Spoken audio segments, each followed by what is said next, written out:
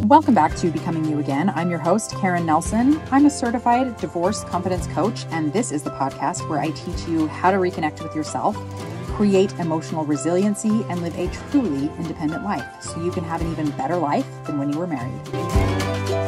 Welcome back to the podcast, my lovelies. I am so excited to be here today sharing this podcast with you because I think it's one you're really going to enjoy. So I have a guest joining me on today's podcast for the first time ever, which is momentous in and of itself, right?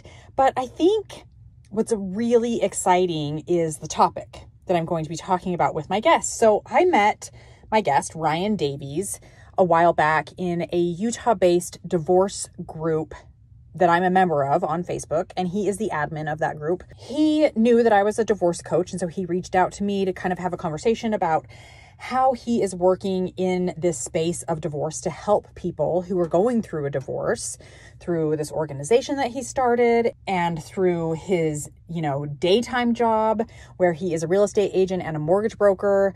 And so he asked me to jump on a Zoom with him. We kind of had a conversation. We've had several conversations since this first meeting. But I have learned a lot about Ryan and how he is currently helping people. We talked about how he's showing up in these new ways to provide all of these services for his clients and provide free services as well through this organization that he has started. And I thought that it would be some really good, helpful, useful information for my listeners because so many of you are going through this process and you're thinking, where do I find the resources that I truly need when it comes to going through a divorce? So I invited Ryan to come on my podcast today to talk about these topics. We had a wonderful conversation, and I really love what he is doing in the divorce scene to help people. Let me just give you a quick intro of Ryan, and then we're going to dive into our conversation and you guys can just listen to the whole thing. Ryan Davies, he is the founder, owner of UtahDivorceSolutions.org. He is a real estate broker, a mortgage broker that specializes in divorce, as well as a real estate agent. He is married. He has 4 boys, a dog, a cat, 6 ducks, and 8 chickens, and he lives in Salt Lake County in Utah. I am so excited for you to hear our conversation. So without further ado, here you go. Hi, Ryan. Thank you so much for being here with me today. Talked a few times before recording this podcast together. And so I know a little bit about you and your story, but I really want my listeners to get to know you a little better and understand where you're coming from and why you do what you do. So can you share with us a little bit about your story and how that led you to where you are today? Yeah, happy to. So I actually went through a divorce myself about 10 years ago. And definitely was an interesting experience at the time. There's a lot of fears that I had, a lot of anxieties. And over the years, I've kind of learned of ways to help other people through that. So I've been in real estate for quite some time. And I found that there's a lot of gaps when it comes to real estate, the mortgage, and just the whole process with divorce when it comes to that. So I like sharing that with people and helping guide them through that process. Yeah, I think that's so important because most of the people who listen to this podcast are women. And I think that is one of the biggest things that comes up is really not knowing what to do when it comes to the family home, right? There are so many women who are stay-at-home moms, or maybe they haven't worked for a while or don't have a job where they feel like they make as much money as their soon-to-be ex or their ex. And they are worried about the whole financial possibility when it comes to their mortgage, the home, real estate, and all of that. And it's confusing and scary. Oh, for Now, sure. Yeah. And we'll talk about that in just a minute. But I know one thing that you mentioned to me previously is you have kind of been open to this idea of starting a divorce solutions website where people can just come and get all of this information in one place, because it's not really something that's out there. At least in Utah, it's not a thing. And so can you talk more about this organization that you are working on and getting started? Yeah, for sure. So UtahDivorceSolutions.org, I'm actually the founder and owner of it. It's something that I'm currently building. We almost have the website done, and then we're going to push it pretty heavy. So what it does, it pretty much connects individuals to the resources they need when they're going through their divorce, whether that be attorneys, mediators, real estate brokers, mortgage brokers, life insurance agents, pretty much every single person that they need throughout that process. Coaches, such as yourself, and therapists. There's so many needs for trusted resources during the process. So we're building it out. It's going to take a little bit of time to get things going, but ultimately I have a pretty big vision on it. So what it will end up being is a place that people can go get the support they need through a support group that's attached to it, as well as all the resources they need. I love this so much. I have actually seen this kind of thing in other states because I myself have searched for something. We both live in Utah. And so, but I've seen it in other states and I haven't seen it here. And I am so glad that you are taking on this huge challenge.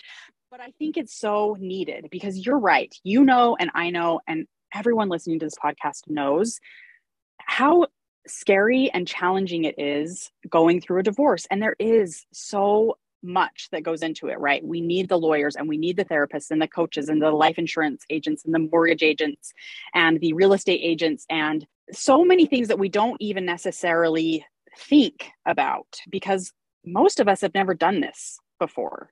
And so to be able to have this place where you can go and find all of the resources that you need all in one place, I think that is going to be so beneficial to so many people out there, and not just women, of course, both sides of the divorce, right? Yeah, I'm actually really excited for it. All the services are needed. And honestly, just throughout the divorce process, right when you start going through it, your mind goes all over the place. So having a place that you can go to just narrow it down, make sure you're working with individuals that actually specialize in divorce. Because one thing I've found, it's really common for people to look for the low-hanging fruit in their business and take advantage of people in a very difficult situation. And divorce, death, those type of things are one of those. So my goal is to ensure that anybody that's working with us understands the divorce process in and out, is at least getting coached by me or you and learning the actual the process to handle it. Yeah, I love that too. I think you're right. So I love that you're kind of doing that vetting process as well when it comes to putting together this organizational website. And I think that's going to be so huge when it comes to helping people get through their divorce. All right, so let's talk a little bit more about your job specifically. Yeah, so I'm actually a real estate broker, mortgage broker, and a real estate investor. So I started investing about 10 years ago. And as I was getting into investing, I was buying a rental property each year. And then I found, hey, I actually love doing this and talking about it all day. So I became a real estate agent, ended up starting a team, had about 14 agents. Then I got my mortgage license as well to capture some refinances and help people. And one thing I noticed throughout the process, I just loved helping people that were going through a divorce because I can relate, I can mediate, I can make sure everything goes smooth. And that's kind of what sparked my interest into this specific niche and helping people. Yeah, I love that. And we talked about it just a little bit earlier when I mentioned that there are so many women who are going through a divorce who really want to, if possible, be able to stay in the family home.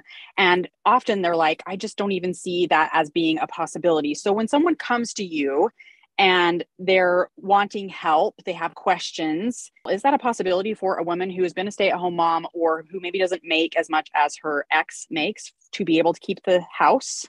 Yes. And that is actually a number one fear of most of the clients that come to me that are female. So very common for them to be a stay-at-home mom or maybe working part-time. There's different ways that you can structure the divorce decree that meets mortgage guidelines to actually end up qualifying you for the house. But one thing to be very mindful of is a lot of divorce attorneys are not familiar with what the mortgage guidelines are. So they'll just say you need to refinance within 6 months. But just one example, typically on mortgage guidelines for conventional FHA loans and all of that, you need 3 to 6 months of on-time receipt of alimony and child support to even use that as income. So it can actually make it to where you can't qualify. So we come in at the beginning of the process to ensure that it all is structured the right way. I love that. So they come to you, they get all this information, and it's information that they can actually take back to their lawyer if necessary and say, look, this is how we're structuring this and we need this in our divorce decree or something like that. Exactly. So it's actually really common for them to come to us and then going to their attorney, talking to the attorney, and then the attorney sparking the conversation with us, because then they want to make sure that they do it the right way. Yeah, I love that. I love that you kind of work one-on-one with the attorney as well and kind of guiding them with the maybe verbiage, or I'm not really sure, like I don't speak lawyer, but you like the right terms and what they need to know, because that's, like you say, we all have our specialties, and yours is this and a lawyer's is something else. And so I love that you can work hand in hand with them to kind of guide them in what they need to know and the direction they need to know when it comes to the mortgage and possibly keeping it. For sure. So, yeah. So what are pitfalls that might come with keeping a home? Because maybe it's not the best option, right? So what would be maybe a reason why you wouldn't want to stick with staying in the home? So most people want to stay in the home for the stability of the children. That's the number one thing I've noticed. And that's our priority anytime we're doing it. And I would hate to help somebody save the house and stay in the house when they're actually not going to be able to afford the payment. And that can actually put them in much worse position later on, to where, let's say the husband is the one that is now working and very stable, and the wife decided to keep the house and isn't able to afford the payments. They could potentially lose the house, lose the stability, and then the husband can come back and potentially say, hey, like, I have more stability on my side. They just lost their house. There's ways of kind of going about that. So really, I just want to make sure that people can actually afford it. So sometimes we're coaching them into not keeping it because of that scenario. Yeah. So you basically will sit down with your client and look at all of the possibilities, and then together you can decide what's going to be the best outcome for them, is what it sounds like. Yeah. So our process starts with a strategy call. So we actually gather all of their information through an intake form that covers the real estate, the mortgage, the assets, the debts, pretty much everything to do with the finance side of it. And then we pull a title report, see if there's any liens or judgments against the property, run comps to see the value. And then we present that back to them saying, hey, here's your options. And then from there, we can guide them down the path they want to go. Yeah, I think it's so good for both parties to know what is happening when it comes to the finance, because sometimes one person will know more about the finances in the marriage, right? And the other person is kind of left in the dark, not really understanding what is typically happening. So I love that you can kind of lay that out for them and say, this is what's going on. These are your options. Let's decide from here. Yeah. And we can balance different things, such as, let's say they have a 401k that has a massive amount and they're planning on splitting that. They could reduce the amount they're wanting to get from the 401k to then get more alimony potentially. So then they can qualify themselves. I love it. These are so many options. And I think that's, when it comes to divorce, one of the most important things is just really understanding the options that are available. All right. So let's kind of switch to the real estate aspect. What are some of the pitfalls when it comes to selling a home? Yeah, so it kind of depends on the time of the market, and what's going on. Right now, it did slow down pretty heavily with the interest rates hiking up. So the more the interest rates hike up, it lowers the buyer pool, which then adds more inventory to the market and slows things down. So right now, it's usually better to try to sell it, because it seems like we're headed into a recession. I personally feel like we are. And then if things actually dip pretty heavy next year, people are going to wish that they would have. But pitfalls of actually selling it in a divorce situation, obviously, if the kids are all in the same school, it can uproot that. So you want to try to save it if you can. The other thing to consider is interest rates. So if you were to sell and then go buy something else, you're going to have a much higher interest rate. And it's very common for us to try to keep one loan intact if it's already there against the property, because it's a low interest rate, and then strategize on how to pay the X out. So there's tons of different ways that we can balance that. When it comes to determining the value or how you're going to split the equity, and you mentioned this just a little bit before, but like go into that a little bit. What is the best way to determine how you would do that? Is it really just, again, sitting down and looking at everything laid out and saying, okay, you're going to have this much coming in, you're going to be getting this much from alimony and child support, and this is how best to split it? Or is there a better solution when it comes to splitting that value of the house and the equity? So that's a very deep question. So with splitting the value, some people actually want to do the value when the divorce started. So if it was dragged out for a year, right now, some people may want to go, well, I want to determine the value on what it was back in March because you cheated on me and sparked everything to happen then. So let's use that value, not today's value. So there's a lot of creative ways that you can approach that, especially part of mediation, which we do mediation preparation when it comes to the house. But determining the value, the most common question I get, or I guess comment I get, is people look on Zillow or these automated ways of determining value, or they'll have an agent run comps on the property. And in a divorce situation, you typically want an appraisal because that's going to give a much better idea. You could even do two appraisals. One, both parties order an appraisal. You could balance it out because really an appraisal is just an opinion of value. But there's different types of appraisals, and that's what people aren't really familiar with. So if you do a lending appraisal versus a divorce appraisal paid directly to an appraiser, you can see a difference in value. So I can definitely talk in more detail about that if someone comes to me. But yeah, never use Zillow, never use realtor comps, always use some sort of appraisal to determine the value and then select when you want the value determined. Oh, I love that. I think that's really good information to know, because I think for so many people going through this situation, they might think, well, it's just going to be much easier if I just go to Zillow or if I just go to this online, appraiser, whatever, instead of actually getting someone out to the house to come look at it and make an opinion based off of what they're seeing, what's included in all of that it goes into the appraisal. And I really like the idea of having both sides get their own and then maybe taking the average of the two. I think that's important as well. When I worked with Karen Nelson as my divorce coach, I worked on myself from the inside out.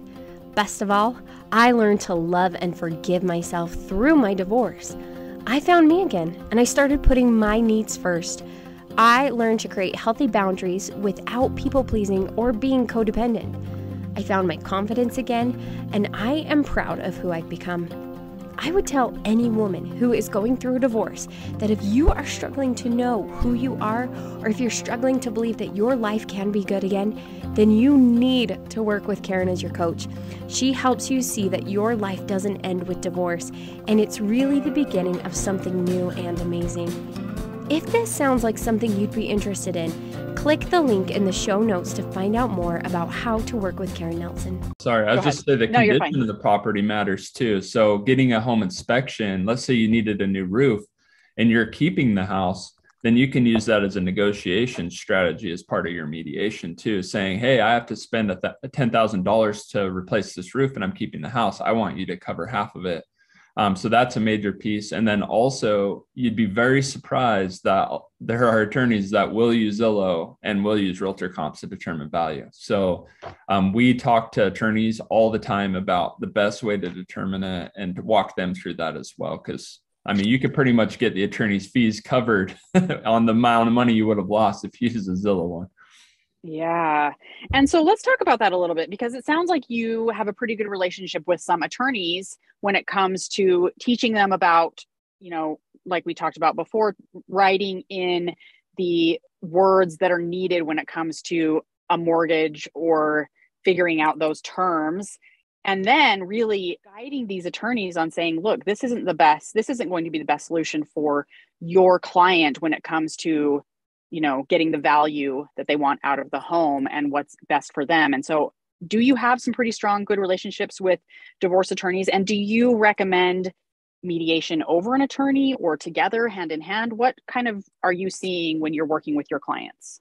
Yeah, that's a good question. So I always recommend attorneys or mediation. And that's just because I do think that you should always look for a win-win, and you should have a professional in your corner that's going to make sure it's structured the right way. So doing a divorce without an attorney, I think, is the biggest mistake you can make, especially if you have children involved, because the state documents, from what I've noticed, they're not as detailed as what an attorney is going to put together. So even if you go spend $2,000 to $5,000 on an attorney, I think it's the best money ever spent.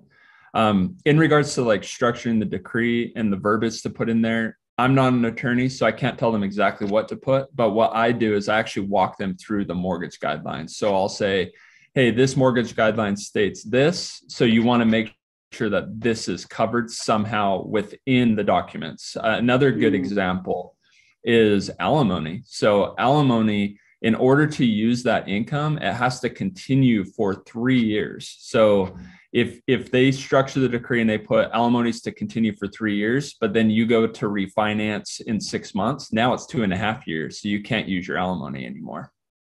Interesting.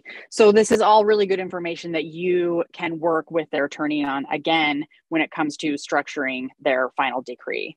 Ryan, Yes. I think this has been super helpful, and I'm really excited your website is up and running, because again, this is going to be such a great resource for so many people going through divorce in Utah. And again, if you're not in Utah, do a quick Google search in your area, because I know that there are resources like this in other states. I've seen it, and I'm so excited for this to come out. So if you just offer one takeaway for my listeners, whether it's from a mortgage perspective, a real estate perspective, or even just self-help, something that you've learned as you've gone through this process on your own, what would you want to say to the listeners today?